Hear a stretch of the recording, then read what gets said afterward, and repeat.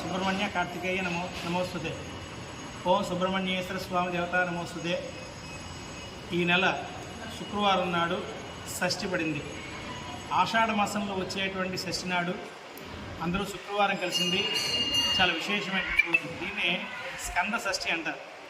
స్కంద షష్ఠి అని అర్థం ఏంటంటే సుబ్రహ్మణ్యేశ్వర స్వామి యొక్క 6 నామాల్లో స్కందుడు అనేటువంటి ఒక పేరు.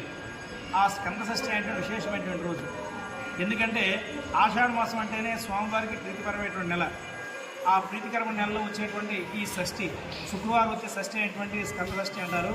ఈ స్కంద షష్ఠి నాడు ఎవరైతే స్వామివారికి ఆరాధన చేస్తారో, అంటే అభిషేకంలో, అర్చనలో, ప్రదక్షిణలో, అదేవిధంగా ప్రదోషకాలంలో, అదేవిధంగా ప్రాతకాలంలో స్వామివారిని ఎవరైతే దర్శించుకుంటారో అలాంటి వారికి రుణబాధలు, అదేవిధంగా ఇతిబాధలు, గ్రహదోషాలు, అదేవిధంగా మనకి ఈ భార్యాభర్తల మధ్య సఖ్యత లేకపోవడం, అటువంటి సమస్యలు, సంతానం లేమి, అదేవిధంగా మనకి వివాహం కోసం కూడా, అంతేకాదు వ్యాపార వృద్ధి కోసము, నరఘోష, అదేవిధంగా రాత బేడలు ఇవన్నీ కూడా తొలగిపోతాయని చెప్పేసి, నాగదోషం కూడా తొలగిపోతాయని చెప్పేసి స్కాంద పురాణంలో చెప్పడం జరిగింది.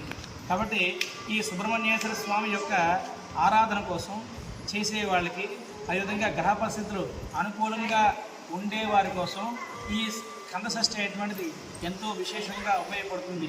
కాబట్టి స్కందషష్ఠి నాడు స్వామివారికి అభిషేకం అర్చన చేసిన తర్వాత 108 సార్లు సుబ్రహ్మణ్యేశ్వర స్వామి యొక్క నామం, అంటే సుబ్రహ్మణ్యాయ నమః, సుబ్రహ్మణ్యాయ నమః, సుబ్రహ్మణ్యాయ నమః అనుకుంటూ 108 సార్లు జపం చేసుకున్న తర్వాత స్వామివారికి ఆ రోజంతా కూడా ఉపవాసం ఉండి, రాత్రి వేళలో అంటే రోజంతా ఉపవాసం ఉండి, రాత్రి అయ్యేటువంటిది టిఫిన్ కానీ చేసిన అల్పాహారం చేసినట్లయితే అలాంటి వాళ్ళకి అన్ని రకాలైనటువంటి గ్రహపీడలను కూడా తొలగిపోతాయని చెప్పేసి స్కంద పురాణంలో చెప్పడం జరిగింది.